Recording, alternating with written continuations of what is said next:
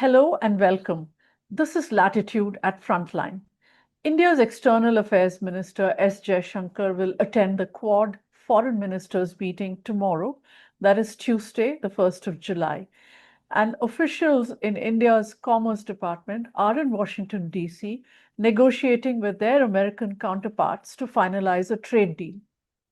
Will they be able to arrive at an agreement by July 9, the deadline that President Trump has set to begin implementing his April 2nd tariffs, or the so-called Liberation Day tariffs, after a 90-day pause? Will President Trump visit India later this year to attend a summit of the Quad leaders? Where exactly are India's relations with the United States at this point? I'm Nirupama Subramanian, and with me to discuss these questions is the esteemed journalist Seema Sirohi. She has been in Washington, D.C. for over 3 decades, first as a correspondent for the Telegraph newspaper, and for several years now as a columnist for the Economic Times. Her dispatches from D.C. are sharp, newsy, and analytical, and her book, Friends with Benefits, the India-US Story, published by HarperCollins, is a richly detailed book written from a place of deep knowledge, years of reportage, observation, and assessment of the ups and downs in the relationship. Seema Sirohi, welcome to Latitude. There is no better person to throw light on some of the pressing questions about India-US relations as they are today. Thank you. Thank you for having me, Nirupama. It's a pleasure. Seema, let me start with the Quad Foreign Ministers meeting, because they're meeting tomorrow. Minister Jaishankar will attend that meeting. But the sense one gets is that the Quad is really not on top of the Trump administration's mind right now. Can we talk about that a bit? Sure. You're right. The foreign minister is here in New York already. He will be in Washington tomorrow. We have to remember that the very first international engagement that the Trump administration did on January 21st was the Quad Foreign Ministers meeting. And in fact, it was the first meeting Secretary of State Rubio had. You're also right that it doesn't seem to be like in the forefront. But right now, President Trump himself is very preoccupied with the developments in the Middle East, the war in Ukraine. He's also got a deal in Africa with Congo. So he's got a lot going on. And yes, he hasn't himself articulated anything about the Quad, but when he met the Prime Minister in February, when Narendra Modi was here, there was a big joint statement that came out, and there was a very positive mention of the Quad and how that would be taken forward. So right now, when the ministers meet, they're going to work out the date, hopefully, for the Leaders Summit, which is supposed to be later in the year, October, maybe November. There is a sense that the US has some difficulties with the other three Quad partners, right? So with Japan, there was a sudden kind of demand to increase the defense budget from 3% of the GDP to 3.5%. The US was making that demand. Correct. And that led to the cancellation, some people say, of the 2+2 dialogue between Japan and the US.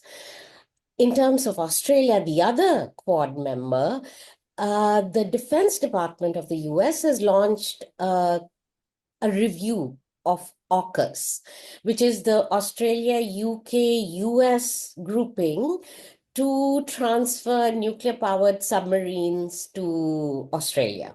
There was supposed to be a big security move by the Biden administration. That is under review, which has caused some unease in Australia. So then with India, we have some issues, political issues that came up in the aftermath of Operation Sindoor. So it's all this in the background. We shall see how this foreign ministers meeting sort of takes place, whether they are able to um, lay to rest some of these doubts. So one of the things that comes to mind is that the Quad, the members of the Quad, that is, you mentioned Japan and Australia, and of course the US, when Operation Sindoor took place, when India launched that attack into Pakistan, the Quad members were quiet. They had, of course, offered their condemnation and uh, their severe uh, condemnation of the attack at Pahalgam. But when the strikes took place, they were silent. And considering that, there's so much talk about how Chinese hardware helped and software helped Pakistan, uh, handle some of the initial parts of the attack. Um, are we going to see Mr. Jaishankar actually take this up at the Quad about why the silence of the Quad during Operation Sindoor? He might do that in a bilateral setting with individual foreign ministers, since all three will be here, the Japanese, the Australian, and the Indian foreign ministers. At the level of the Quad, what I think India might try to do in the statement is to try to get stronger language against terrorism. Now, as for Quad not issuing a statement, uh, like as a grouping, I think the explanation might be that it's not a security grouping. It's, and because it's not a security grouping, and that's because India hasn't wanted it that way, especially the US, has pushed for it to take more of a security role in the Indo-Pacific. Um, they might counter India with that look, you only don't want us to, talk about all these things. Now, Operation Sindoor, once India launched the military operations, I think everybody went into the default position of de-escalate, because that's something the West always says whenever there is a prospect of a war. Then there is some real major concern, especially in the US, and the Pakistanis played up to that, which is about nuclear war, it turning into a nuclear exchange. While India has said that it was way below the nuclear threshold, the Pakistanis played that up. So that led to the Americans getting very nervous that, it could result into something worse. So I think that's how I might look at it. Right. So you also mentioned that they're going to nail down the date for the next Quad summit. Uh, but there's also a sense that the Quad summit the original date for that was perhaps November this year, but there seems to be a sense that it may not take place in November as, President Trump's advisors and his officials are not really talking about the summit right now. Uh, so where do you think that could be headed, the summit itself? Do you think it might take place at all this year? Right, it might, depending on developments in the Middle East. But you're right that the focus of the Trump administration is on a different part of the world right now. And Quad is not like up front and center. The hope is it'll take place in October, November, but it is also true that the Trump administration declined to commit itself to a time frame for the summit when Prime Minister Modi was here. So that led to some speculation that the Americans were trying to get something in return, like first get a trade deal going, make the concessions the Americans want India to make, and then we'll talk about actually going over to India. Some people say that these are people who are talking to the Pentagon. They say that they're not focused on the Quad, the Pentagon, which was surprising to me. So it's all very unclear. Then US policy towards China, that's another unknown. Yeah, I was going to come to that. In fact, there are reports that Trump might visit China soon. In fact, he said that he's already concluded an agreement with China. He had this long conversation with President Xi Jinping, and he said he had been invited to China, and that he had invited in turn President Xi Jinping to the US. So, I mean, one of the reasons that he's so standoffish about the Quad? Could it be also that he wants to make nice with China and have this G2 summit as as is being talked about, where he visits China with this entourage of business people like he did when he went to the Middle East? Is that why you think he's also holding back? It could be one of several reasons. You're right that the policy towards China is a mixture of confusing signals. We don't know whether he really considers China as a rival. There is so little structure in policy making in the US right now under this administration that it's very hard to sort of read the tea leaves. It's only the president who decides, and he says something, then the rest of the administration tries to sort of fit the policy into his words. It's not the other way around. It's not like the policy determining what should be said by the president. So whether the G2 is real, I don't know. It is very difficult to say. But he has announced a trade deal with China, under which China will lift the controls on critical minerals, and America will allow some of the semiconductor chips to go to China. So, yes, a deal is first and foremost, no matter which country, what time, and where. Right. Which brings me really to India. Right now, India's priority is the trade agreement that is being negotiated before this deadline of July 9th. Trump has already talked about the fact that he is going to have a very big deal with India. And the hint in that seemed to be the subtext, or whatever you choose to call it, is that India is going to grant some major concessions to American exports. What are you hearing about how close or how distant we are from this deal, from an India-US trade deal? And what do you think are the stumbling blocks towards finalizing it?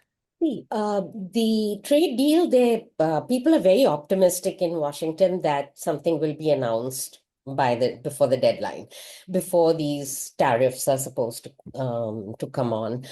Now, the thing is that before Operation Sindoor and all of the political difficulties that it created for New Delhi, India had made some very forward-leaning proposals, and things were going fine. But the last round, I hear, was rather difficult because the Americans added new demands, perhaps because their deal with China was going well.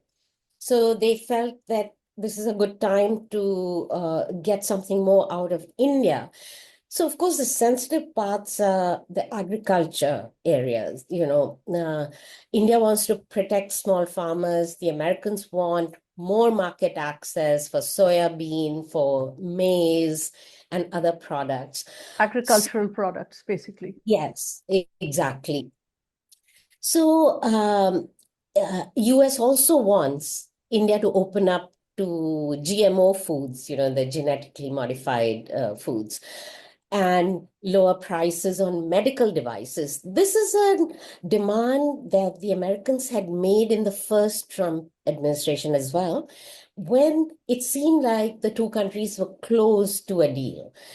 But the Modi government then had taken a very strong stance on medical devices. They felt that we couldn't be selling these, very expensive American-made products when we can make in India, or that, they have to lower the prices. The Americans have to.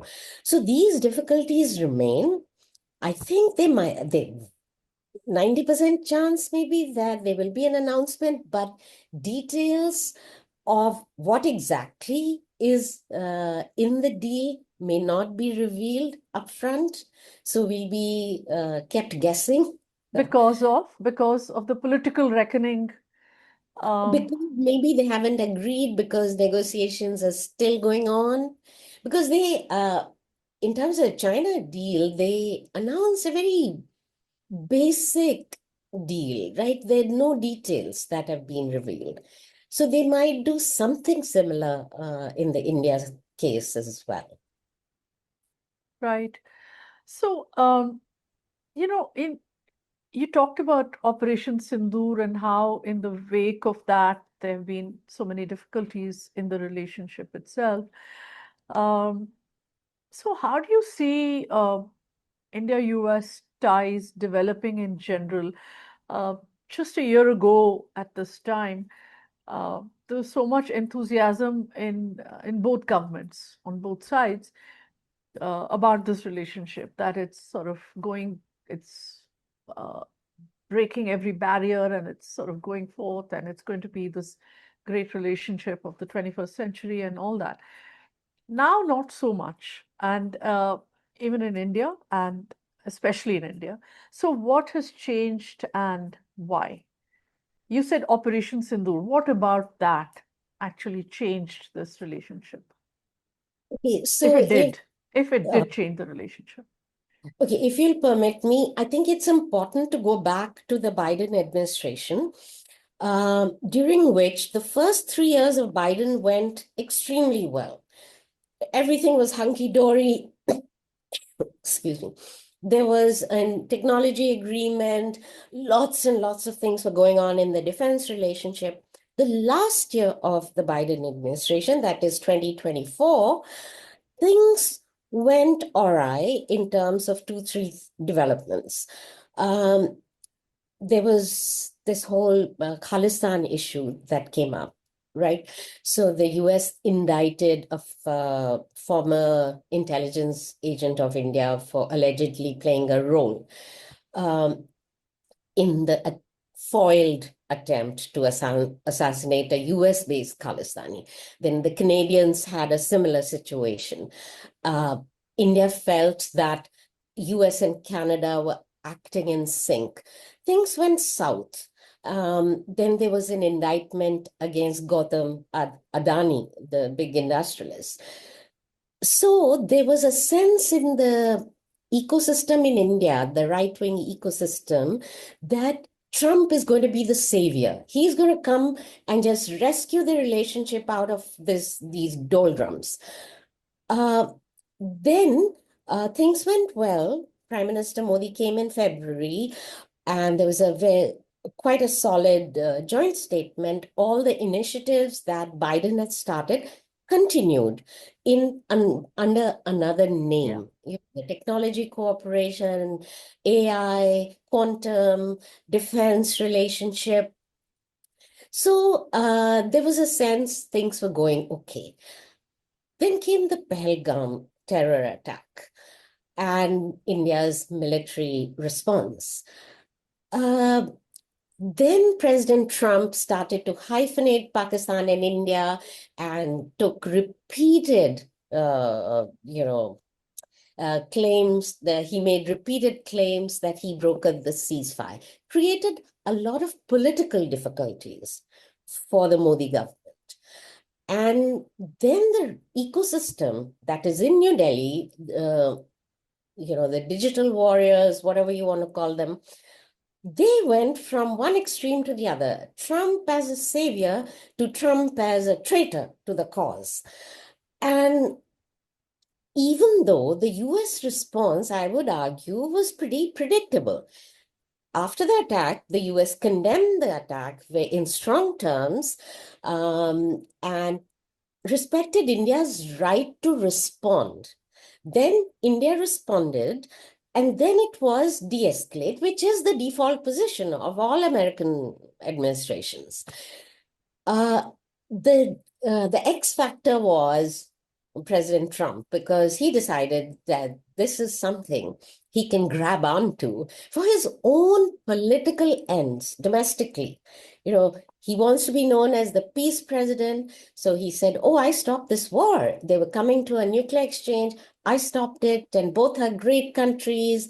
So he started to give as much importance to Pakistan as India felt it had in the ecosystem.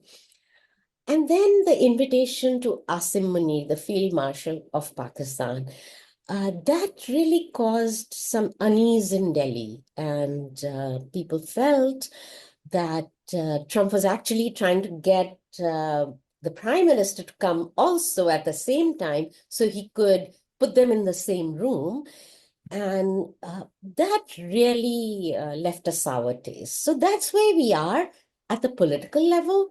There are some wrinkles, but I think at the institutional level, things are fairly okay.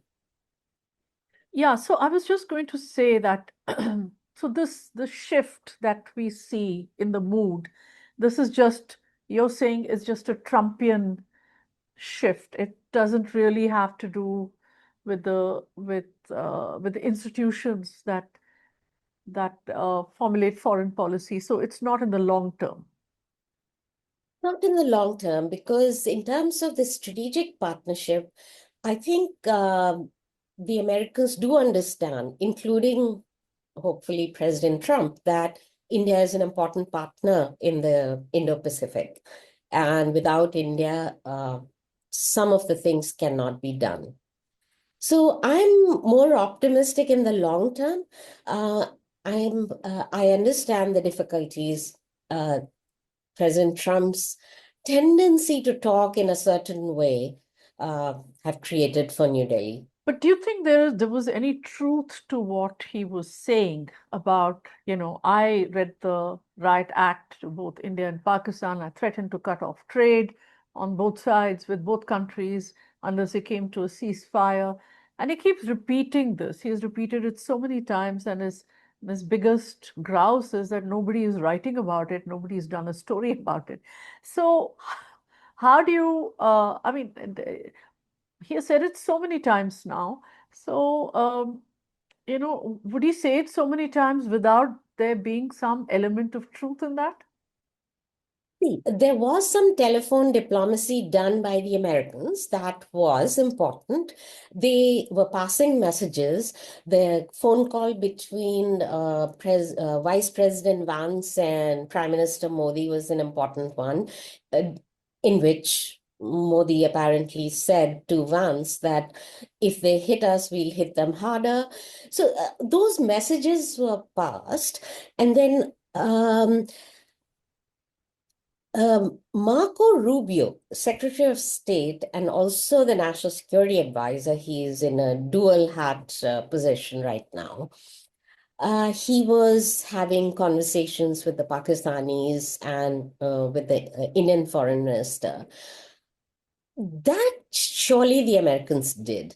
They passed on messages, but I don't know. Nobody can tell you for sure whether what President Trump was told, perhaps to make him feel important, Rubio might have told him that, yes, we stopped this thing. And then Trumpian exaggeration, his tendency to put himself at the center of everything. Remember, he also said he will stop the war between Ukraine and Russia in 24 hours. And we are now into the 6th month of his administration.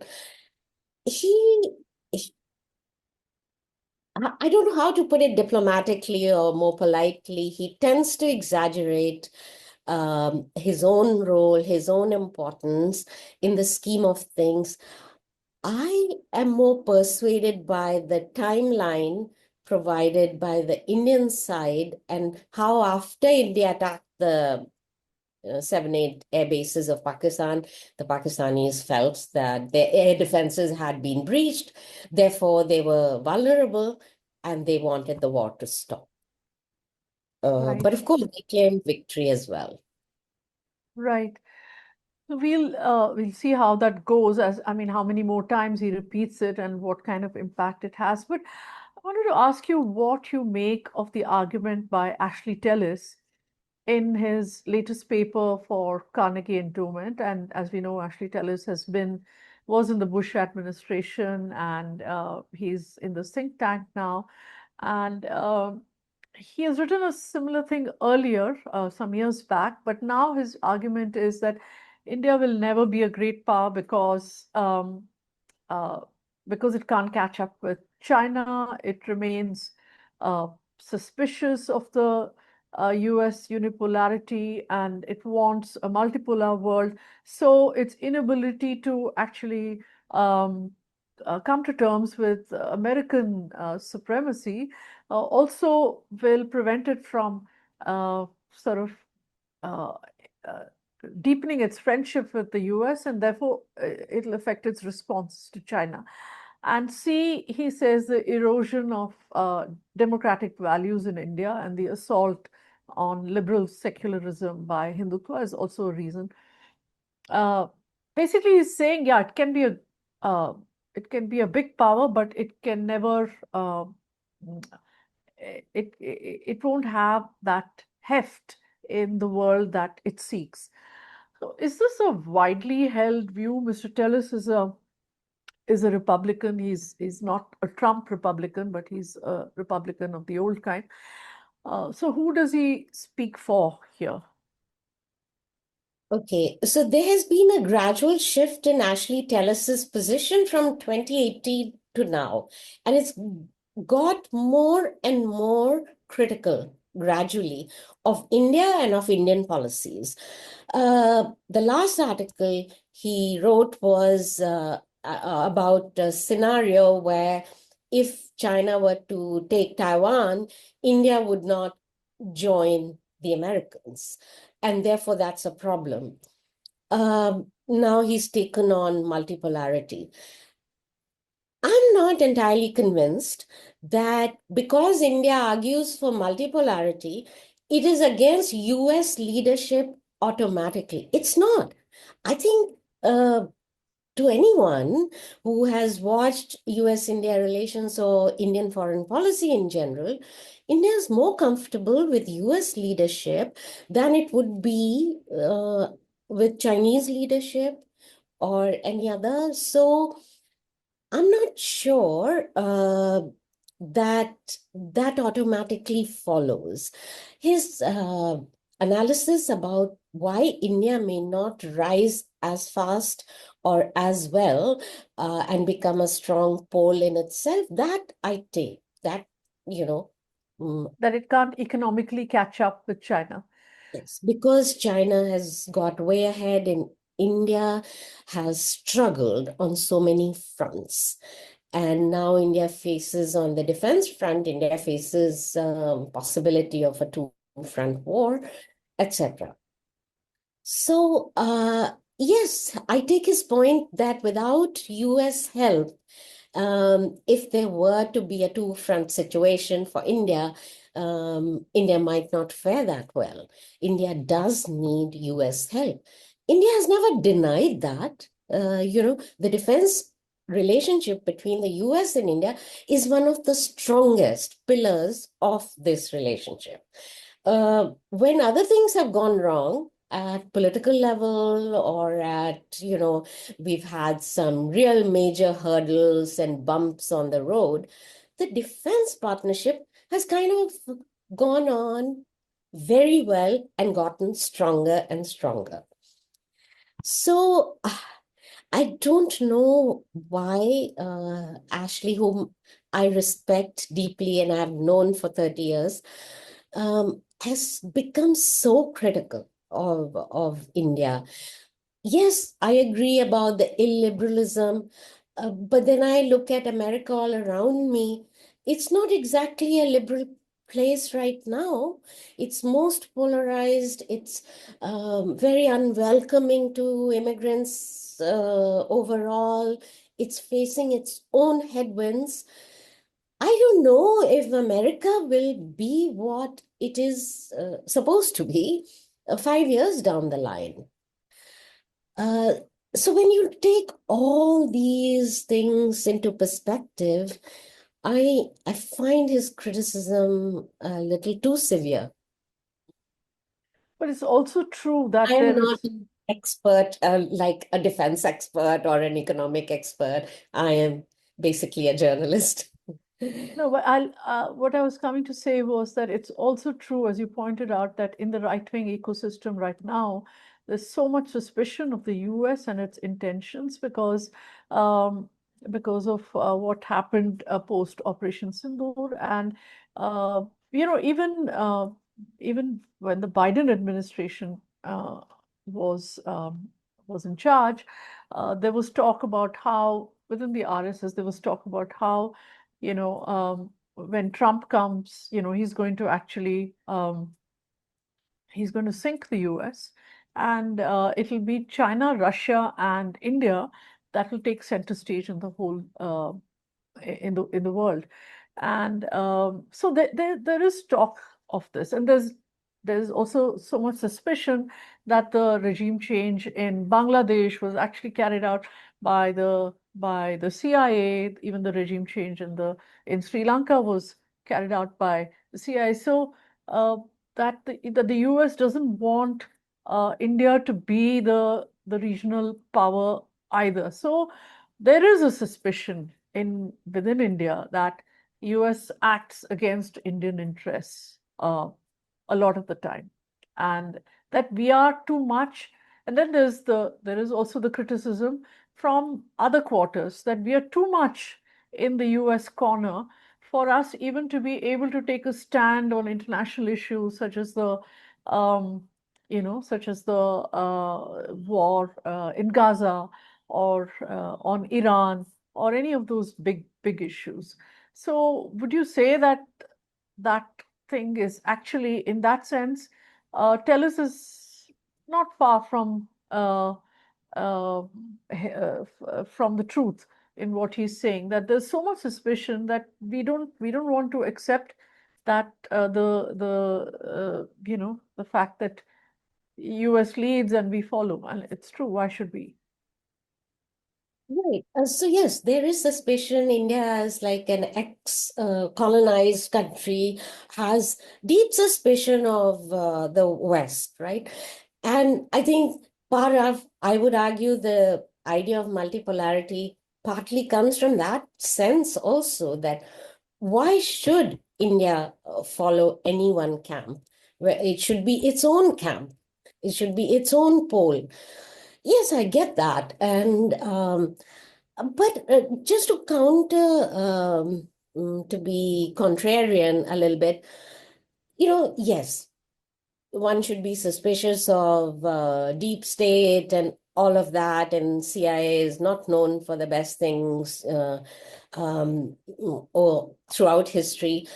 But at the same time, look at what has happened to India and the Russia relationship. That also is going through some very difficult patches, right? Um, I believe the foreign minister of Russia did not meet the India Indian parliamentary delegation when they went to Moscow to explain Operation Sindoor. The Russians have supported the Chinese position in the UN many times. So what does it tell us? You're basically on your own in this today's world, which is in complete flux, and you do the best you can with any country you can that has the technological prowess that you want, the defense equipment that you want to buy, so that you can protect yourself. I mean, it's a simplistic sounding argument, but you have to deal with almost everybody. It's a very difficult world today. That's true. So if the relationship with the US needs to be salvaged from this point where it is now, of some distrust created by President Trump, who the Trump administration is going to do that? Is there anybody in the Trump administration? I mean, earlier in the previous administrations, there was Jake Sullivan, there was uh, Donald Lu, and in the previous Trump administration, it was Lisa Curtis. So who's there now who's actually saying, we need this relationship to improve. We need to push this relationship. Who are the people in the Trump administration who do that? Is there any one person with a solid interest in India?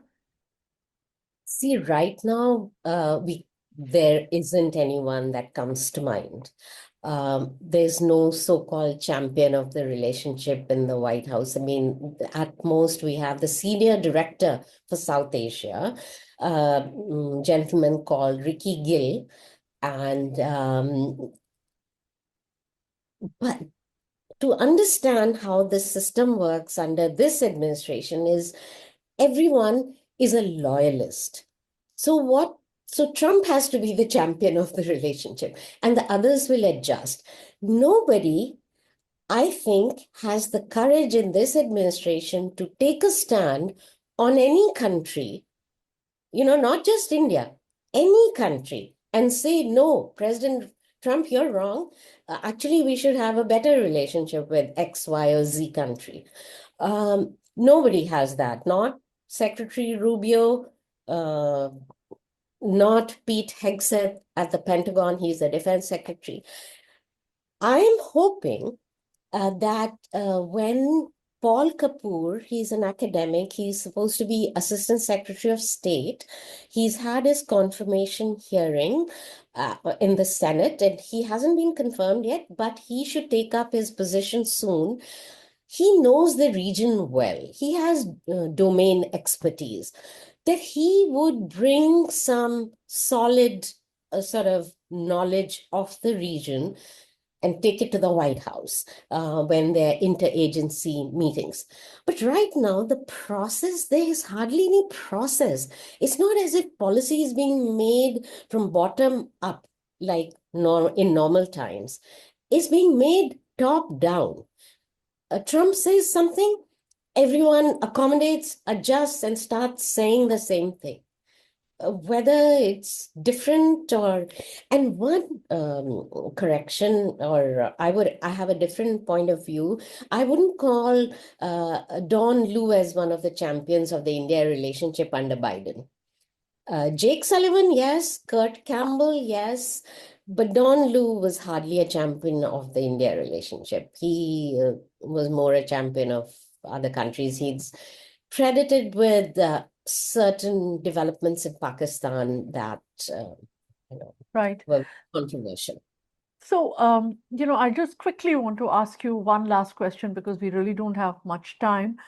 And that's about, you spoke about immigration, and, you don't know what the future is going to look like in America itself 5 years down the line with so much that's happening, illiberal things that are happening. So I just want to ask very quickly about Zohran Mamdani and the extraordinary panic that he has set off about an imminent immigrant takeover of New York, and even uh, but there's so much else around it, Islamophobia, anti-immigration, and even the Indian diaspora is loath to celebrate his success in winning the Democratic nomination for mayor of New York.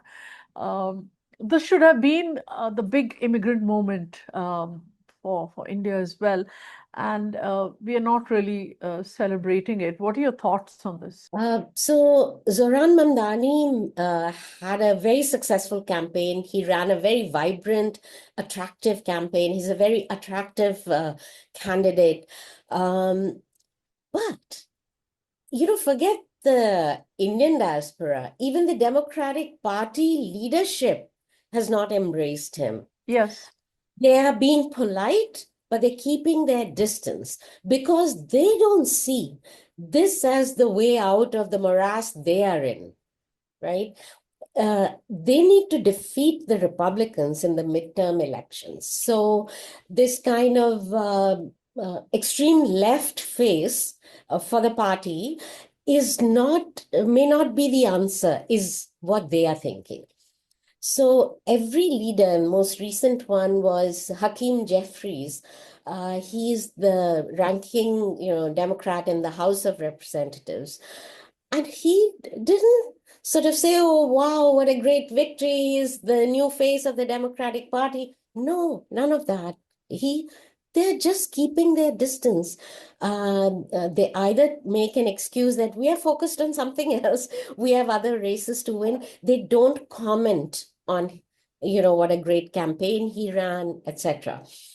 There is also a division in the South Asian community, in the Indian diaspora especially, because he has said some very harsh things about the Indian Prime Minister. Then he has said things like he would not allow Benjamin Netanyahu, the Prime Minister of Israel, to enter New York.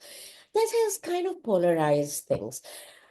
But he won on the plank of affordability. That really resonated with people. So he wants to give free bus rides, freeze the rents, tax the rich. Okay, do that. But what if the rich flee to New Jersey or to Connecticut, to other states, to Florida, which has been happening? Because New York is the highest sort of taxed place country. Plus, he needs the agreement of the governor of New York in order to raise taxes, in order to get the money to do all these great things he wants. So yeah, I'm going to watch and see. Right now it's just the primary level and the turnout was low.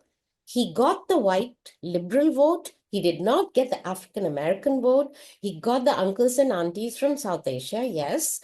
So there is some unease about his candidacy. Let's see what happens in the real election in November. Well, I think that's a pity that there's so much unease about him, because I personally liked the fact that a young person has made it to become the Democratic nominee. Seema Sirohi. I just want to add, we are at a time where there is so much suspicion of immigrants that the Democratic Party itself is worried about embracing an immigrant candidate. Right. That's a real pity, actually. Seema Sirohi, thank you so much for your thoughts and your insights on the US-India relationship and so much else besides. Thank you very much. Thank you. Thank you for having me.